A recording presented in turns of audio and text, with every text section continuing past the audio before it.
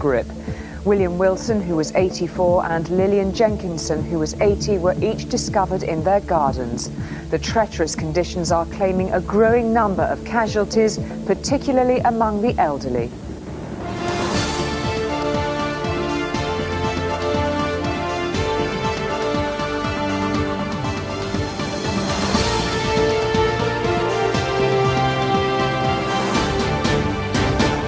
This is the ITV News at 10 with Julie Etchingham and Alistair Stewart. With warnings tonight of an icy weekend and the freeze extending into New Year, the government's putting on a brave face over food and fuel supplies. But the impact is already being felt in shops in the run-up to Christmas. Also on the programme. The first ever MP to stand trial after the expenses scandal pleads guilty and could be sent to jail. By his actions, David Chater has abused the trust placed in him by the public. Answering questions live on the internet, but the founder of Wikileaks faces a fresh arrest warrant tonight. No point in trying again unless the system changes. The England bid team's anger after failing to land the World Cup. And Britain joins an international effort to help Israel douse the flames of its raging forest fires. Good evening. Police are urging the elderly to take extra care tonight after two pensioners in their 80s were found dead in the snow in separate incidents. They would have thought they were safe in their own back gardens, but after falls which prevented them from getting back inside, they remained outside all night and died just a few feet from their own doors. Emma Murphy has their stories. In the Cumbrian hamlet of Waitby, there's a thick covering of snow close to the house where 84-year-old William Wilson fell and died. It's thought the pensioner may have been going to get coal when he slipped. Unable to summon help, he lay in freezing conditions through the night, only to be found by a neighbour when his family became worried they couldn't contact him. It soon became apparent that the gentleman had fallen down in the snow, but probably the night before, and had lied out in the snow for a good, what appeared to be 10 hours, so overnight basically. That night the temperatures had dropped to -10. Elsewhere in the county, 80-year-old Lillian Jenkinson died in the back garden of her home here in Workington. She too had fallen and perished in below zero nighttime temperatures. It's thought she struggled to get upstairs and may have been going to use an outside toilet at the property. I think it's a very sad thing because she was such a nice little person, very quiet, didn't bother anybody, just got on with her life. It's dreadful to think that somebody could lie unnoticed so long, so close to the safety of other homes and neighbours. But after the conditions this country has experienced this week, it's hardly surprising that such tragedies can happen. The danger of the ice and the need to help others was reinforced on this street in Salisbury, where a 77-year-old man slipped and was stranded for over 4 hours without anyone helping him. He survived despite being dangerously cold. Across the country, however, neighbourhoods have worked together and they've been checking on elderly neighbours. It's that kind of support the police are urging people to get involved in. Have you hit your head at all when you fell? This pensioner was one of the day's many casualties of the treacherous conditions. Stepped off on the side, slipped up, my foot went underneath and I sat on my foot. Painful, very painful. With temperatures continuing to plummet, hospitals are braced for a huge increase in similar injuries. Emma Murphy, ITV News, Workington. The impact of the big freeze has been felt again around the country, and emergency government meetings taken place to discuss the nation's ability to cope with the weather. Panic buying has emptied some supermarket shelves, and petrol and diesel supplies are low in some areas. Dozens of flights were cancelled, most of them at Heathrow, and only about half of train services ran on time today. More delays and cancellations are expected tomorrow. A number of weekend sporting fixtures have been cancelled, including all Scottish Premier League matches and Blackpool versus Manchester United. And freezing rain is expected to add to the danger on the roads from tomorrow morning. Well, Emma Murphy is in Wennington in Lancashire tonight. Emma, it looks like a really tough weekend ahead as well. Yes, after this terribly difficult week for many people and a tragic one for some, the problems just aren't going to go away. We've been told that the worst of the snowfall has probably happened, But the problems now are going to be relating to ice. In some areas, the temperature has risen a little bit today, and that means there's been something of a thaw. But in places like this, where you've got the junction of Lancashire, Cumbria and North Yorkshire, they're expecting temperatures to be sub-zero, mainly into double figures. And that will mean that that ice will start to really build up, making for treacherous conditions. The government know this is going to be a long, hard winter, but today they weren't able to reassure us that they have enough grit to deal with it. Emma, thank you. Well, the weather has had a significant effect on Christmas shopping. ITV News has learned that high street spending is down by £110 million a day since the snow began. But online retailers are reaping the benefits with a huge jump in sales. Our consumer editor Chris Choi explains. Hitting the keyboard, not the shops, we have new figures showing how online retailers are heading to a pre-Christmas peak as shoppers like Ben Dutton react to a powerful retail cocktail, bad weather and Christmas spending. We were going to go into town together to the shops, but then I looked through the window, found out that there was snow everywhere, went online, found everything that I was looking for, cheaper anyway, and got it all delivered. Our exclusive figures show snow is cutting high street spending by £110 million a day, equivalent to a 9% drop. The Centre for Economic Research found online is up £130 million daily. And specifically over the last few days, this is obviously where we've had the snow. So what we're seeing is the snow is driving even more people online. So we would expect this peak really to carry on increasing, and this Sunday and this Monday coming up, we would expect to be the busiest two retail days online in the run-up to Christmas this year. It's this trudge home from the high street that's likely to mean online sales this Christmas are a record-breaking 10% higher. Today, the Royal Mail suspended its next-day guarantee on special deliveries and confirmed there are certain addresses it just can't reach. It raises an important issue. Could the snow, which delivered a big advantage to the internet retailers, now become their big problem? As post gets stuck in the snow, it could frighten people away from the internet. But online executives say shoppers have confidence the industry will deliver. Well, the bad weather is keeping a lot more people at home. 1 in 3 people are actually working from home anyway. So of those, a lot of people are bringing forward their Christmas shopping because they can buy online while they're so-called working from home. As millions go online, internet traders are heading for their busiest day ever. No wonder they're calling it Cyber Sunday. Chris Choi, ITV News. The former Labour MP David Chater could go to prison next month, having become the first Member of Parliament ever to be convicted over false expenses. Mr Chater pleaded guilty at the Old Bailey today to 3 charges of false accounting amounting to more than £18,000. He'll be sentenced in January. Paul Davis reports. His political career ended in disgrace. Now he's a common criminal. David Chater, the first MP ever convicted for fiddling his expenses, is waiting to find out if he'll be sent to jail. No one, no matter their position, should be allowed to take money that they are not entitled to. By his actions, David Chater has abused the trust placed in him by the public. The standing of Parliament and politicians can rarely have been so low, as a seemingly endless list of revelations told us what MPs were claiming, what we were paying for. David Chater, MP for Bury North, was one of those who tried to argue he was answerable to Parliament, not the courts. Today he pleaded guilty to 3 charges of false accounting. Between 2005 and 2006, he claimed almost £13,000 for renting a Westminster flat that he owned. Between 2007 and 2008, he claimed £5,000 for renting a home in Bury that was actually owned by his mother. And in May 2006, he falsely charged £2,000 for IT support work. His former constituents in Bury applauded his conviction.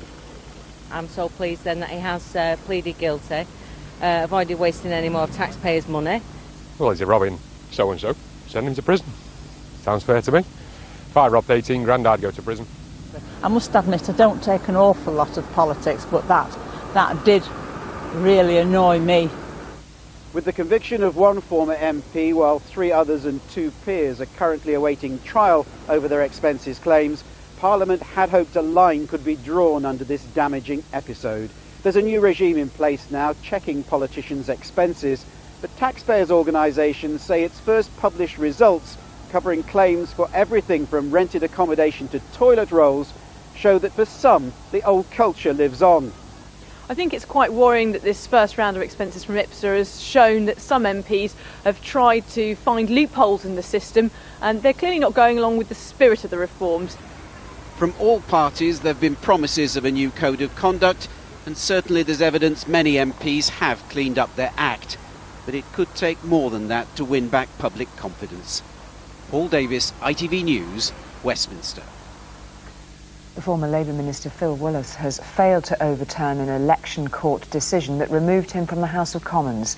Mr Willis won the seat of Oldham East in Saddleworth in May, but he was banned from politics after being found guilty of lying about his main rival. The Business Secretary Vince Cable said today he will vote for a rise in university tuition fees. Mr Cable had previously said he might abstain, despite having drawn up the legislation and being responsible for its passage into law. Tonight he's been talking to students in his South West London constituency, and our senior political correspondent Chris Shipp is there. So Chris, we're in this remarkable situation where it's news that a minister is actually backing his own legislation.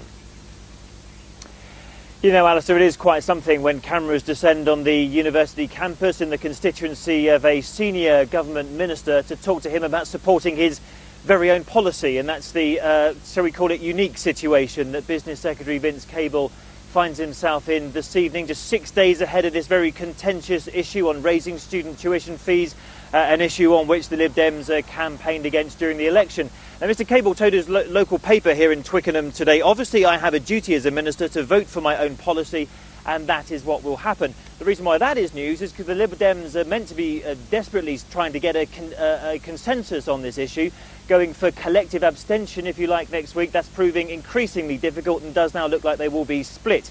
Now, Mr Cable told Student Radio here tonight he appeared to be rowing back on what he told the newspaper here. It's not pretty. It's why Labour say this is a sort of farce that even John Cleese couldn't have scripted any better. It's going to be a tough 6 days for the Lib Dems. Chris, thank you. A new arrest warrant has been issued in Sweden for the founder of the internet whistleblower website Wikileaks. Julian Assange, who's facing allegations of sex offences, has stayed out of the public eye since releasing thousands of secret US documents. He's thought to be somewhere in southeast England. He surfaced online today for a question and answer session.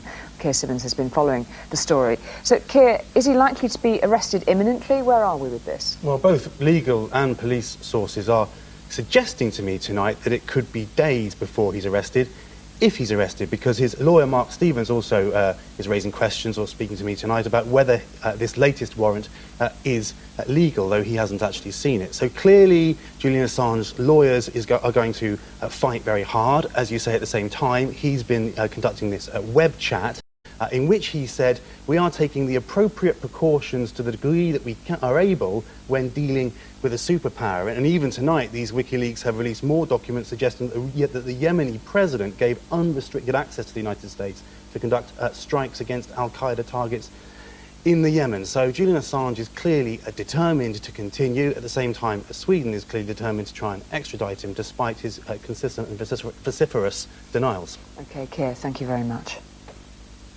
President Obama paid an unannounced visit to his troops in Afghanistan today, but bad weather kept him from reaching Kabul and meeting the Afghan President Hamid Karzai. Neither leader has commented on those latest leaked diplomatic cables Keir and Julie were talking about, in which both Karzai and the US questioned the effectiveness of British troops in Afghanistan. Here's our Washington correspondent, Robert Moore. Our Commander-in-Chief, President Barack Obama. This is only the President's second trip to Afghanistan as Commander-in-Chief, and it comes just 8 months before he plans to begin withdrawing US forces. But Mr. Obama spoke not of success, but of difficulty, not of victory, but of sacrifice. Progress comes slow. There are going to be difficult days ahead. Progress comes at a high price. So many of you have stood before the solemn battle cross. But now, not just the conflict, but the diplomacy is becoming ever more challenging. The leaks of US diplomatic cables reveal that the very man greeting Mr. Obama off Air Force One today, Ambassador Carl Eikenberry, is withering in his assessment of the Afghan government. President Karzai, seen here meeting with Mr. Obama in March, is portrayed as erratic and paranoid, overseeing a system awash with corruption. Perhaps more disturbing is how privately Afghan leaders and US commanders were deeply critical of British military resources and tactics. One cable from 2 years ago simply concluded, "We and Karzai agree. The British are not up to the task of securing Helmand." The publication of these secret cables is proving a major embarrassment for the State Department. And back in Washington, there are ever more dramatic descriptions of the damage caused. It's probably the single greatest act and most terrible act of espionage against the United States in our history. If it happens, the arrest of Julian Assange, even on unrelated charges, would no doubt be welcomed by the White House and by many senators here on Capitol Hill. But much more problematic for US officials is whether to seek his extradition, for that would surely set up a titanic constitutional battle over freedom of information. Robert Moore, ITV News, Washington. Still to come tonight, a look at tomorrow's front pages. Plus, the pressure builds on Ponting, the latest from the Ashes, with the English batsman about to resume in Adelaide. And a sharp reminder from the police tonight of when not to dial 999. I went out about 5 minutes ago to have a fag, and he's gone. Who's gone, sorry? It's my snowman.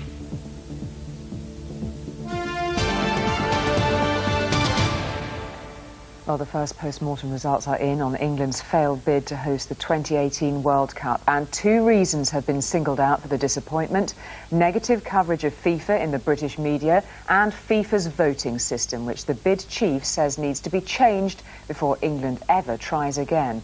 Our sports editor Steve Scott reports from Zurich. Jack Warner, one of the 4 FIFA delegates who guaranteed England his support, only to turn his back when it mattered most. Consider yourself a traitor, Mr. Warner. So why did he and the others humiliate Prince William and David Cameron by breaking their promises? Japanese delegate Junji Ogura says the British media is to blame. So why only one vote? Because of the for the same, for the every for the ex-member very worried about for the Sunday Times and BBC.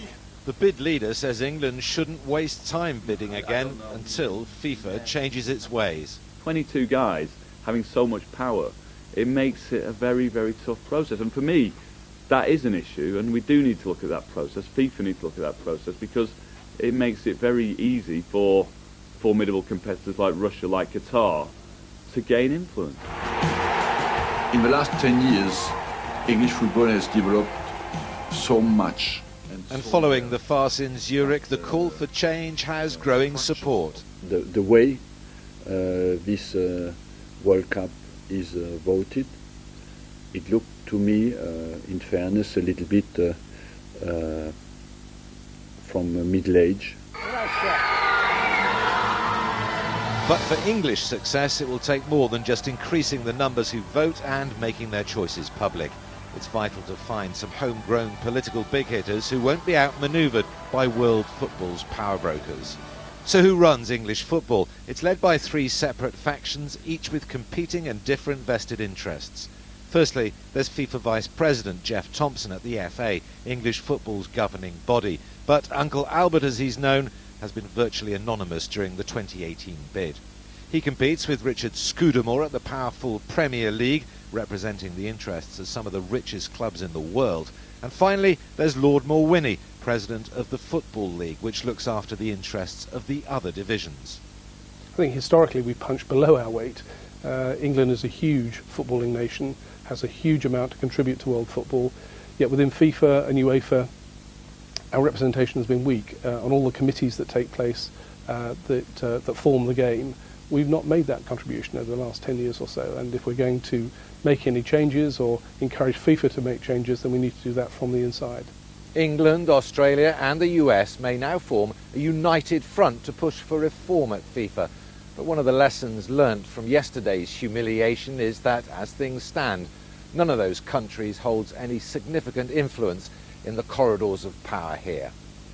Steve Scott, ITV News, Zurich. Wildfires in Israel have killed 41 people in the last 24 hours and continue to burn out of control tonight. RAF helicopters based in Cyprus have joined the effort to fight the fires near Israel's third largest city, Haifa. And there's anger in Israel tonight that a country which prides itself on its military might has had to call in international reinforcements. Our Middle East correspondent John Ray reports from Haifa. The fires rage on across the hillsides, testing Israel's emergency teams close to destruction. Instead, salvation has come from the skies, from flight after flight of international aircraft, scooping up the ocean time and again today, running countless sorties over the flames. Britain is among those answering Israel's SOS, sending RAF helicopters. There have been funerals for the 41 people known to have died, while survivors return to ruined homes built up over years, destroyed in minutes. It makes you want to cry. It does. It breaks my heart. Like many here, Tamar Katsir says Israeli authorities were ill-prepared and ill-equipped. There was not enough firemen, there was not enough fire cars to deal with it. Well, we can see the result. I mean, we're still dealing with everything. Israel is stunned by the death toll here, but that shock is almost matched by the rising anger that a nation so proud of its military power could be defeated by a fire and had to call in reinforcements. So one question will linger long after the flames have died. How might this country protect its people from the rockets of Iran and Hezbollah when alone it can't extinguish a forest fire? John Ray, ITV News, Israel. England's cricketers will look to build on a fantastic start to the second Ashes test when day 2 begins in less than 2 hours' time. The hosts were bowled out for just 245 in Adelaide. They lost 3 wickets in the first 3 overs, including captain Ricky Ponting for a duck to the bowling of James Anderson, Graham Swan, the fielder. When Michael Clarke fell, the score was a staggering 2 for 3, and England will resume on 1 without loss. Well, a few minutes ago, I spoke to the ITV Sport cricket presenter Mark Nicholas and began by asking him how positive the England players are feeling. Yeah, an electric beginning to yesterday and a nice warm glow about all their players today. I think yesterday was a pretty special effort. The conditions were in favour of batsmen, and yet England, mainly in the form of James Anderson, and then later in the day, Graham Swan, turned that around, bowled pretty near their best, those two I'd say, fielded superbly, and still look a very organised and well-led team. And the pressure really building on Ricky Ponting, not least after his own performance. Yeah, well, that's right. I mean, sport's a funny thing like that, isn't it? Here's this great player, almost sort of iconic figure here in Australia, and he's really under the cosh. You know, he's lost 2 of the last 3 Ashes series anyway, so, I mean, this doubles the ante. Things are really building on Ponting. What he needs to do is lead the side imaginatively and with energy today and pray that his bowlers perform out of their skin, better even than England's bowlers performed yesterday, just so he's got something to go on, because at the moment it does feel as if the flow is very firmly with England. Mark Nicholas in Adelaide there, and good luck to England. On tomorrow's front pages then, the Telegraph says the former MP David Chater's guilty plea protects his daughter, who he'd named as his landlady in a false expenses claim. The Times says 1 in 10 police officers are receiving full pay while on long-term sick leave or performing limited duties. The Express declares daylight victory after MPs voted for a full review of keeping British summertime through the winter. And The Independent says tougher regulation of junk food, smoking and cheap alcohol has been abandoned by the government. And finally, the winter weather has sparked a surge in calls to the emergency services, any one of which could be a matter of life or death. Police say that's why it's important not to ring 999 with anything other than a genuine emergency. And to drive home that point, Kent police have released a recording of a 999 call which should never, ever have been made. Damon Green explains. It's a fact of life that everyone thinks their snowman is a precious and unique work of art, but not many snowman builders will ever make a call like this. Hello, I need the police, please. Okay, what's happening? Well, what happened was there's been a theft from outside my house. I went out about 5 minutes ago to have a fag, and he's gone. Who's gone, sorry? It's my snowman.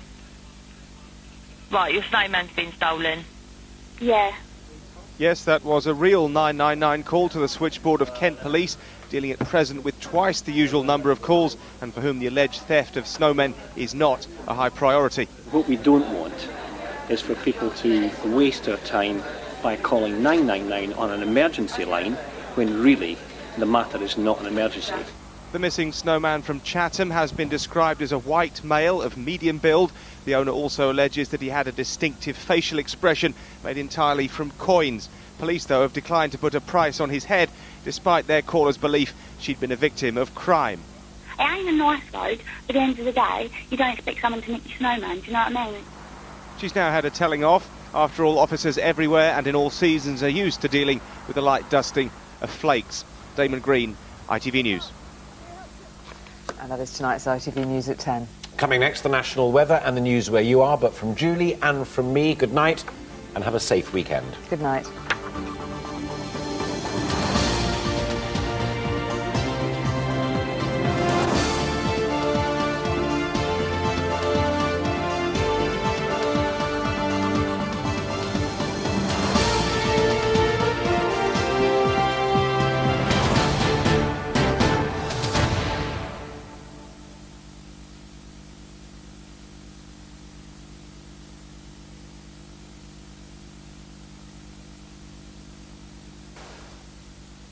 Hello, good evening. There are outbreaks of rain, sleet and very light snow moving in from the northwest across the UK overnight tonight. The problem is, even if you get away with just rain, it'll hit the ground and freeze into ice. The ground temperatures are so low that we expect ice in many places overnight tonight. Met Office warnings for widespread ice on the roads. The air temperatures themselves at the end of the night, not as dramatically low as they have been, but still a severe frost in places and obviously cold enough for those icy stretches to form.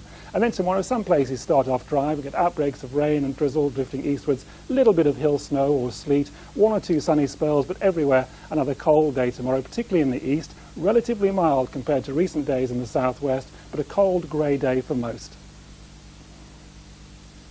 Tops Tiles, sponsors of the ITV1 National Weather.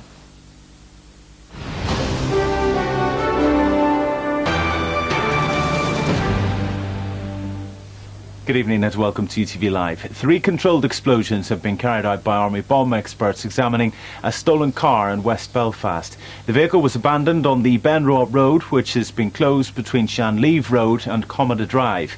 Police say the car was stolen from the County Tyrone area earlier. A 21-year-old woman has been arrested in West Belfast by police investigating dissident Republican activity. A firearm and a quantity of ammunition was also recovered. Killer dentist Colin Howell must spend at least 21 years in prison for murdering his wife and the husband of his former lover. Howell had concocted an elaborate murder plan, poisoning them with car exhaust fumes, then making it look like a double suicide. Mark McFadden has more. Almost 2 years since he confessed to being a double murderer, Colin Howell now knows he'll spend more than 2 decades in jail.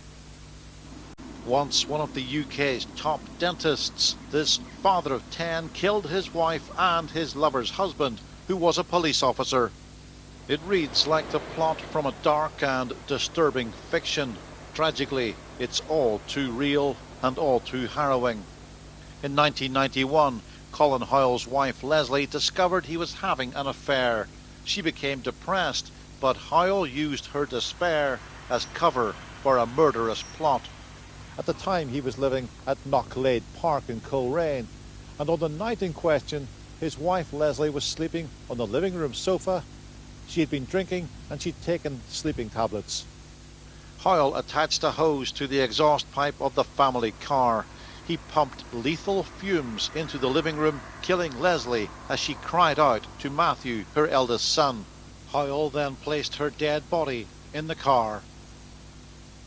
He came here to Charnwood Park and the home of his then lover Hazel Buchanan, now known as Hazel Stewart.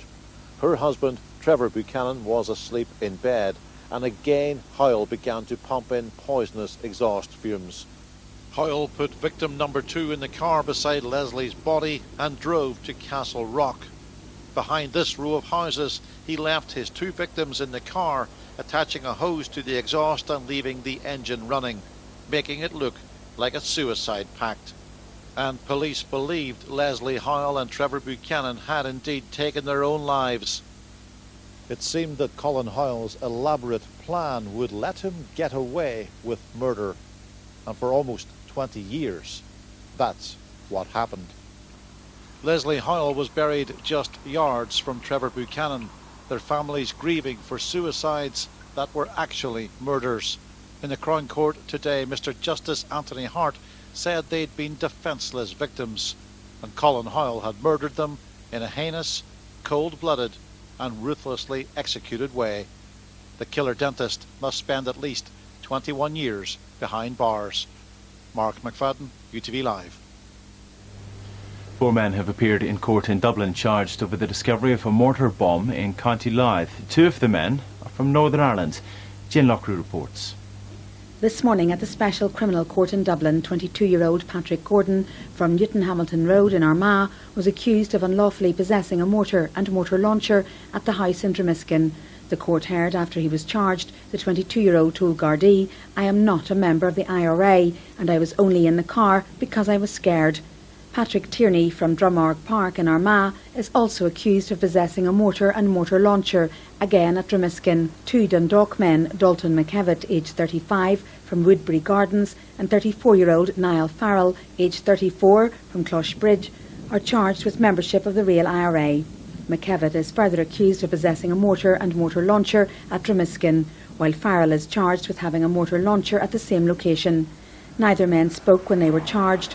All 4 men have been remanded in custody and will appear before the court again on Wednesday when bail applications are expected to be made. Jane Lockrew, UTV Live. The High Court has heard that a toddler allegedly murdered by her mother's partner had also been sexually assaulted. Prosecutors also revealed that 15-month-old Millie Martin had suffered 11 rib fractures. The details emerged as bail was refused to 31-year-old Barry McCarney, who was living with Millie's mother Rachel at the child's home in Glebe Park in Enniskillen. He denies a charge of murdering the toddler. And motorists have been advised to take extra care on our roads tonight as the icy conditions continue. Well, we'll have the full forecast in just a few moments. Meanwhile, the Met Office has put in place a severe weather warning until Sunday, and the Chief Executive of AGNI says elderly people are being hit hard. What's most heartbreaking about all of this is there are proud older people contacting us in great distress, people who have not had oil in their tanks for the last couple of months, and we've actually had our staff who are raising money themselves so that we can get oil to people who need it.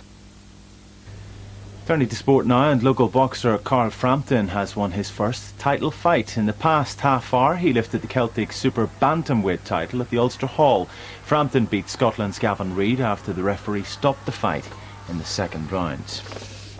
Well, it looks like the boxing is one of the few sports to get the go-ahead this weekend. This blanket of snow stopped the rugby at Ravenhill tonight. The only football match this weekend will be Cliftonville against Glentoran on Sunday. All the rest of tomorrow's Cooperative Cup football matches have been cancelled, and Sunday's club championship finals at Clonus have also been postponed. Well, that's you up to date with the very latest news headlines. The all-important weather forecast is coming up next from all of us here. Enjoy the rest of your evening.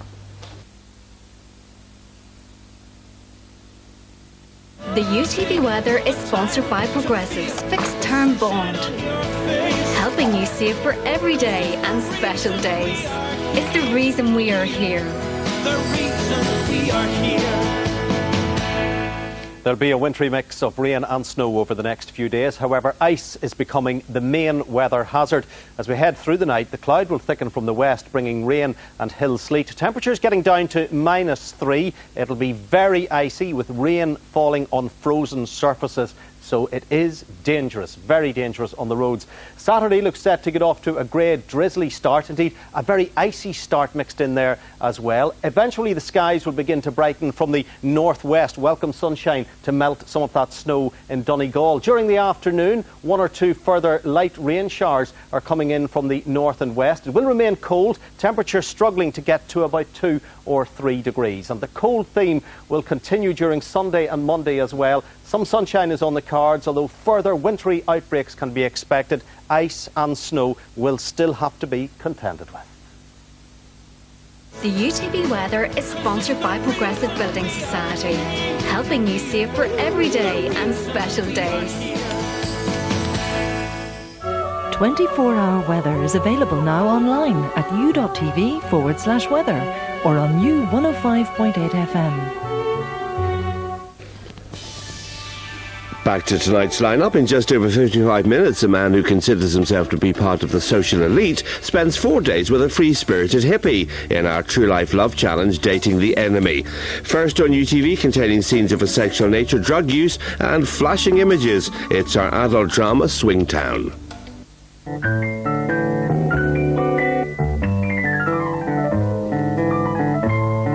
Bedroom furniture and bedding at Dreams, Britain's favourite bed specialist.